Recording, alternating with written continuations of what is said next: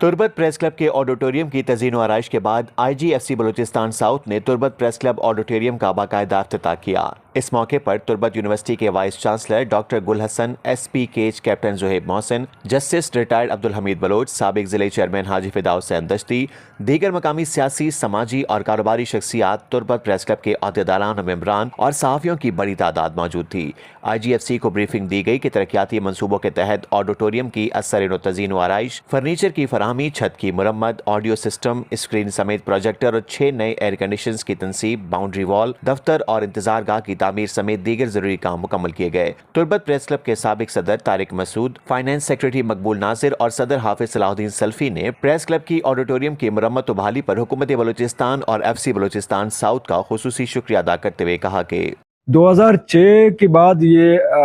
حال غیر فعال تھا کہ BSDI کی جو اسکیم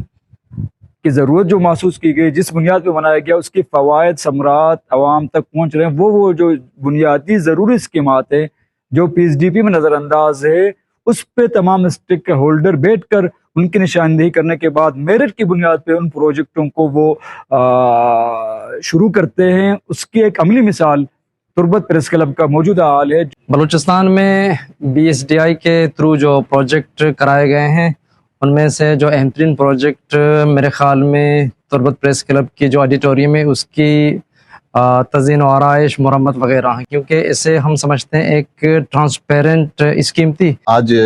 بڑی خوشائند بات ہے کہ تربت پریس کلب کے جو آڈیٹوریم کا باقاعدہ آغاز ہو گیا BSDI پروگرام کے تحت۔ تو میں سمجھتا ہوں کہ BSDI پروگرام جو یہاں پر تربت میں ڈیولپمنٹ انیشیٹو کے تحت یہ کام جو ہو رہے ہیں بہت ہی حسن طریقے سے ہو رہے ہیں، اور تو پریس کلب کے توسط سے پورا پریس کلب اس خوبصورت